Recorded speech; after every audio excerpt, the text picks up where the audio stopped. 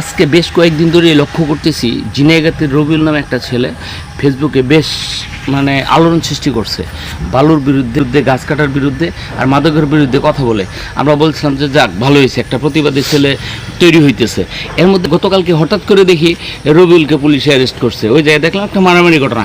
আসলে কি এটা ষড়যন্ত্র নাকি এটা আসলে রবিউল অপরাধী? আমার মনে হয় তো এটা ষড়যন্ত্র। যে মাদকের বিরুদ্ধে কথা বলে, যে ওই গাছ চোরদের বিরুদ্ধে কথা বলে, আবার সে একটা কোম্পানির জব করে, সে অন্যায় করতে পারে না।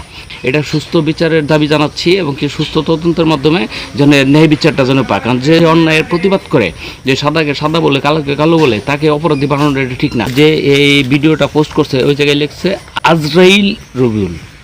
আমি এর তীব্র প্রতিবাদ জানাই, কারণ আজরাইল রবিউল এটা আমার মনে হয় এটা ষড়যন্ত্র। এটা আঙ্গুর কোনো গেম জেম না তুমি করে না না তোমার বাচ্চা আবার হাতা নিয়ে গেলে দেখান তো পড়াই আছে আমার আমার বাবা তো নাই শুরু সারা বাবা শুরু এ ছোট সারাই তো হ্যাঁ তুলো তুলো ইনলাইন করে তুলো ভিডিও করো যাও নিয়ে যাও এটা নিয়ে যাও প্ল্যান করা আছে তুমি কি করো না এটা নিয়ে যাও এটা নিয়ে যাও না না না না না তা দিতে যাস না এই ইনকলে দিল ইনকলে